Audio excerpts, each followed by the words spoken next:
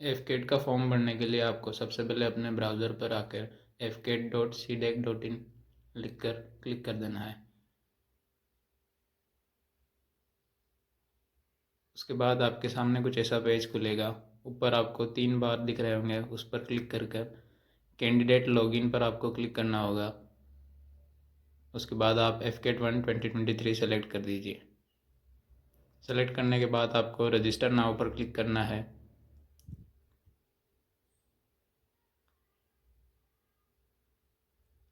उसके बाद आपके पास साइनअप का पेज खुल जाएगा।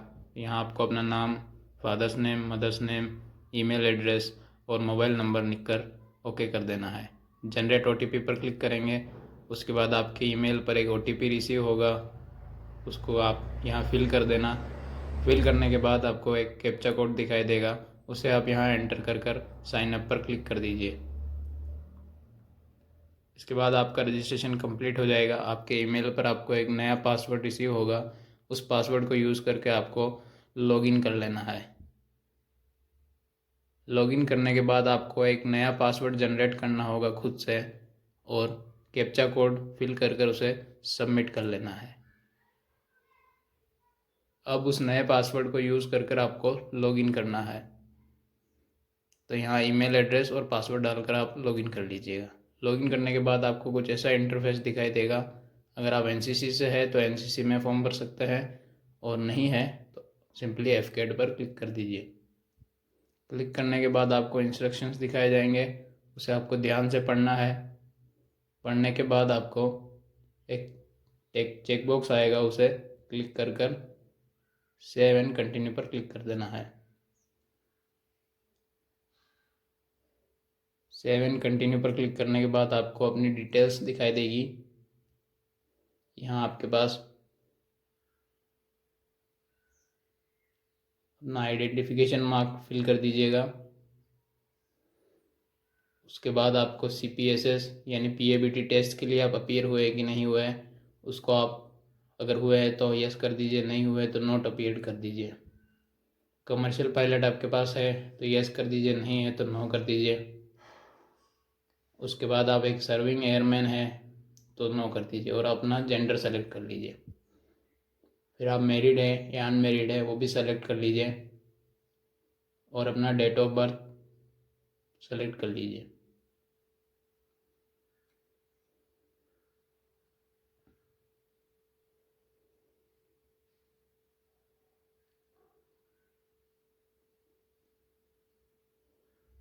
डेट ऑफ बर्थ सेलेक्ट करने के बाद सेव और कंटिन्यू पर क्लिक कर दीजिएगा। आपकी डिटेल सक्सेसफुली सेव हो चुकी है। उसके बाद आपको क्वालिफ़िकेशन डिटेल फिल कर लेनी है। अगर आप ग्रेजुएशन कर रहे हैं तो ग्रेजुएशन लेवल पर क्लिक करके आपकी जो भी ग्रेजुएशन है वो आपने क्लिक कर देनी है। अगर आप पोस्ट ग्रेजुएट है तो पोस्ट ग्रेजुएट पर क्लिक कर दीजिए, और अगर आपकी ग्रेजुएशन चल रही है तो ग्रेजुएशन पर क्लिक कर दीजिए। उसके बाद आपसे ग्रेजुएट के ऑप्शन पूछेगा, तो मैंने यहाँ पर ग्रेजुएट ऑप्शन डी सेलेक्ट किया है। अगर आप ग्रेजुएट ऑप्शन ए में दिए गए ऑप्शन में से आपने कोई कोर्स किया है तो आप ग्रेजुएट ऑप्शन ए सेलेक्ट कर लीजिए। अगर आपने ऑप्शन बी में से कोई कोर्स किया है तो ऑप्शन बी सेलेक्ट कर लीजिए। अगर आपका कोर्स ऑप्शन सी में से लिस्टेड है तो ऑप्शन सी सेलेक्ट कर लीजिए, और इनमें से आपका कोर्स अगर किसी में लिस्टेड नहीं है तो ऑप्शन डी सेलेक्ट कर लीजिए।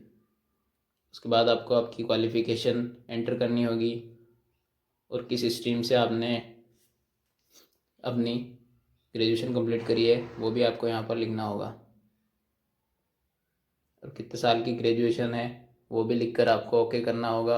और यूनिवर्सिटी का नाम और कॉलेज का नाम यहाँ पर लिखकर आप एंटर कर दीजिए। फिर उसके बाद आपकी ग्रेजुएशन कब तक कंप्लीट हो जाएगी वो डेट आपको सेलेक्ट करनी होगी। तो मैंने यहाँ जुलाई 2023 रखी है क्योंकि मेरी ग्रेजुएशन अभी कंप्लीट नहीं हुई है। आपको भी ऐसा ही करना है।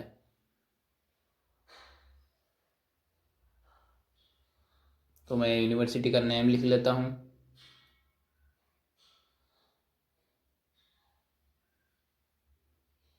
उसके बाद ये पूछ रहा है expected date of obtaining graduation, तो मैं यहाँ पर जुलाई 2023 सेलेक्ट करूँगा। मैंने 14 जुलाई 2023 सेलेक्ट कर ली है। अगर आपकी ग्रेजुएशन कंप्लीट हो चुकी है तो आपको ऐसा नहीं करना है, उसके बाद आपकी ग्रेजुएशन में कितने परसेंटेज है वो लिखना है। 60% से कम यहाँ पर नहीं चलेंगे। अगर आप सेकंड ईयर में हैं तो भी आप सेकंड ईयर और फर्स्ट ईयर के एग्रीगेट मार्क्स मिलाकर लिख सकते हैं।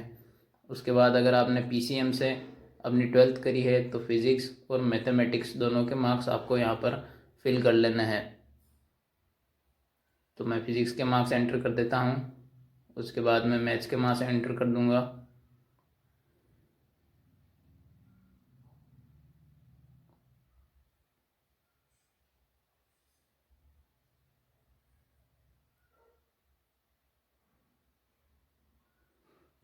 उसके बाद आपको सेव एंड कंटिन्यू पर क्लिक करना है।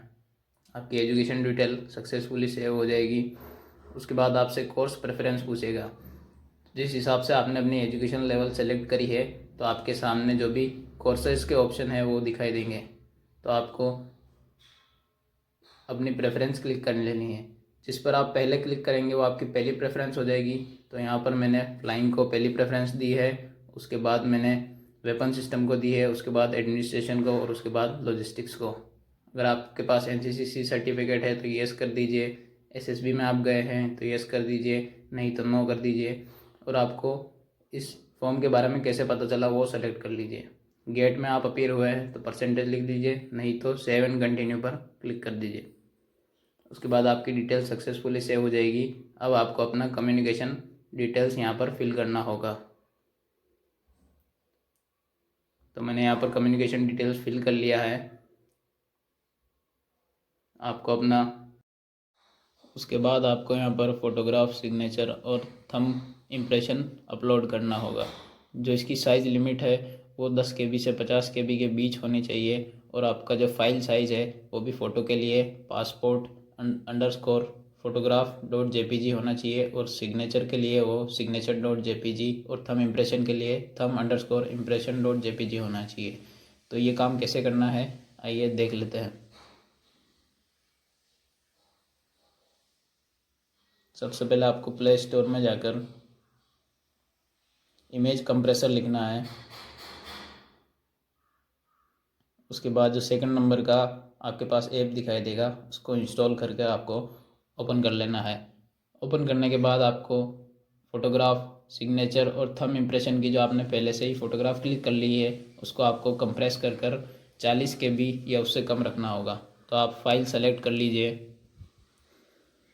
जैसे मैंने यहाँ पर सिग्नेचर सेलेक्ट कर लिया है और उसे 40 KB में मैं कंप्रेस कर देता हूँ। कंप्रेस करने के बाद आप उसको सेव कर लीजिए। इसी तरह आप फ़ोटोग्राफ और थंब इम्प्रेशन को भी 40 KB के अंदर कंप्रेस कर दीजिए। और यहाँ पर वो फोल्डर सेलेक्ट कर आप उसको यहाँ पर देख लीजिए। ऐसे नाम आपको रीनेम कर पासपोर्ट अंडरस्कोर फोटोग्राफ में चेंज कर देना है।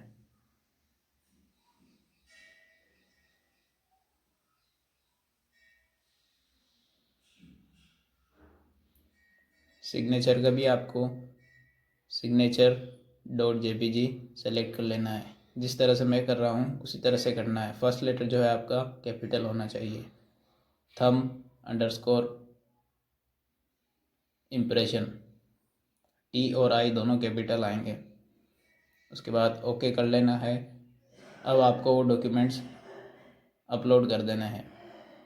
ये मैंने अपलोड कर दिए हैं। अपलोड करने के बाद मैं टिक बॉक्स पर क्लिक कर प्लेस फिल कर लेता हूँ जहाँ से आप फॉर्म फिलअप कर रहे हैं। उसके बाद सेव एंड कंटिन्यू पर क्लिक कर दूँगा। डॉक्यूमेंट सक्सेसफुली अपलोड हो चुके हैं। अब आपको यहाँ पर अपना एग्ज़ामिनेशन सेंटर सेलेक्ट करना होगा। तो मैं यहाँ राजस्थान से हूँ तो मैंने राजस्थान सेलेक्ट किया है और अपना डिस्ट्रिक्ट सेलेक्ट किया है। उसी तरह आपको 5 सेंटर सेलेक्ट करने होंगे। मैं यहाँ पर सेम ही स्टेट रख रहा हूँ। आप ये जो अपना स्टेट है वो सेम रखिएगा। इस तरह से आपको 5 सिटीज़ सेलेक्ट कर लेनी है। उसके बाद सेव एंड कंटिन्यू पर क्लिक कर देना है।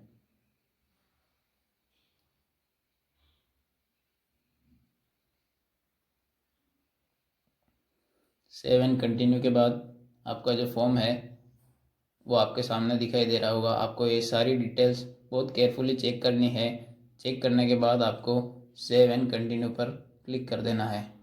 वहाँ पर आपको एक टिक बॉक्स दिखाई देगा, उस पर क्लिक कर कर सबमिट डिटेल्स कर लेनी है। ये आपका फाइनल सबमिशन होगा। इसके बाद आपकी कोई भी चेंज नहीं होंगे।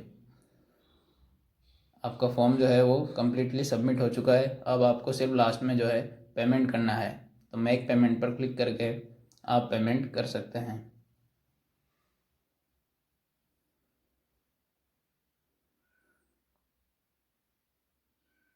अगर आप UPI ID, डेबिट कार्ड से पेमेंट करना चाहते हैं तो फर्स्ट से क्लिक कर लीजिए, और नेट बैंकिंग या मास्टर कार्ड या कोई भी आपका दूसरा कार्ड है तो सेकंड ऑप्शन पर आप क्लिक कर दीजिए।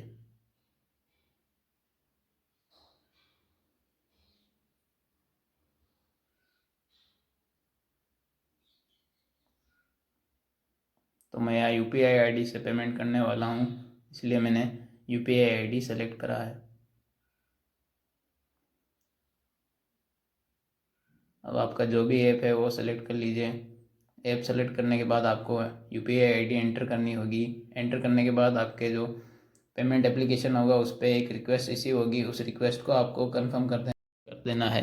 उसके बाद आपका पेमेंट सक्सेसफुल हो जाएगा। पेमेंट सक्सेसफुल होने के बाद आपको होम पेज पर आना है और प्रीव्यू एप्लीकेशन से अपना एप्लीकेशन प्रीव्यू डाउनलोड कर लेना है। तो इस तरह से आपको अपना फॉर्म फिलअप कर लेना है। होपफुली आपको वीडियो पसंद आया होगा। आपको कोई डाउट है तो आप कमेंट सेक्शन में मुझसे पूछ सकते हैं। जय हिंद।